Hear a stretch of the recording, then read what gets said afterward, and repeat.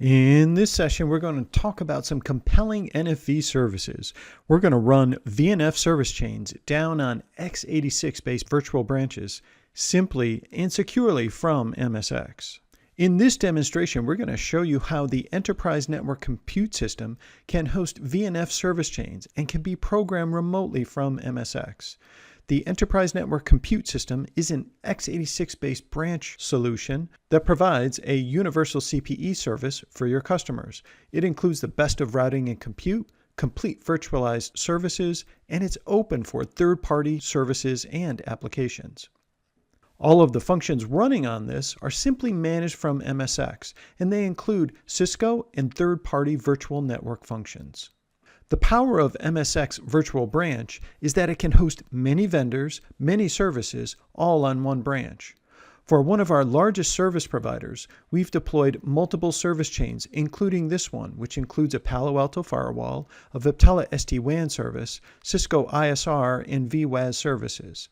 We've also provided a similar service chain with Cisco products end-to-end. MSX provides lifecycle management for each virtual branch. With MSX, you'll be able to order a particular template that you want to download, and MSX will make that template come to life on the NFV operating system for that device. We'll deploy a physical infrastructure, download VNFs, build virtual networks, deploy the VNFs, boot the VNFs. When they come alive, we'll onboard them and configure them with a day 0 and a day 1 configuration. Then we'll monitor them for the lifecycle of those services. MSX interfaces with NFV, which is the powerful operating system of the virtual branch. MSX provides cloud orchestration and management to NFV to be able to do plug-and-play capabilities, lifecycle management of all of the VNFs, CLI and web interfaces, service monitoring, and accomplishing all driver firmware and agent upgrades on the device. With MSX, you can create custom service workflows. These can be as simple or as complex as you want. MSX will make those workflows come to life on the NFV operating system. Now let's do a demonstration to show you the power and simplicity of Managed Service Accelerator provisioning a virtual branch service. I've logged into the MSX system. MSX is multi-tenant. I'm a super user, so I have access to all tenants. I've logged into the Coke tenant. We've got a total of 11 sites deployed. Those sites are consuming a number of service templates. Those templates include the service chains of VNFs running down on each site. There's also an inventory of network resources. MSX allows you to create and deploy a rich catalog of service templates. These service templates are customizable, and you can create your own or pull from a catalog that we provide with the service. Each of the service templates can be allocated on a per-tenant basis. The service template that we'll be showing today is a single-link MPLS branch and security template. It includes 2 VNFs, an ASAv and an ISRv. The ASA is providing internet security. The ISRv is attached to a private MPLS network and to the LAN client. You can restrict the utilization of these tenants on a per-template basis. So this template can be consumed by Coke East, Coke, and Gap. These other tenants do not have access to it. If I wanted to enable Schweppes, I can make that happen very simply with a click or two. I can also import new templates very simply. MSX also allows you to have allocations of subnet pools that you're going to pull from to deploy your services. From this screen, you can see the allocation of IP subnets that will be used across these networks and the consumed IP subnets across the services that we've deployed so far.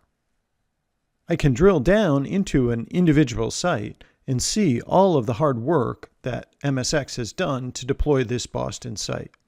So I've logged into the Boston site, and the template that we've deployed is that ASA and ISR service chain. That service chain has been deployed on a physical infrastructure. For each of these VNFs, MSX has downloaded VNF images, deployed those images in the service chain on the device, booted those images, and then configured those images with the specific service that they were required to have. These are the logs of that complete process and all of the steps that MSX did on your behalf to make that simple. The resources that are being consumed by each of these VNFs is provided here. You can see the ASA is consuming just a little bit of CPU and memory. The ISR is about 28% CPU and memory. And the ENCS is using just a little bit of CPU, memory, and disk to support these different services. Let's log into the ENCS to see this live. We've logged into the NFV system for this particular device. MSX has provisioned this device with 2 WAN ports and a GigE LAN port. You can see the serial number and some information about this particular system.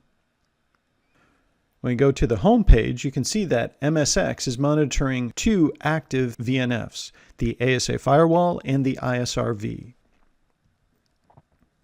We can look at the specific service chain that was deployed from MSX. MSX deployed an ASA image and an ISR image.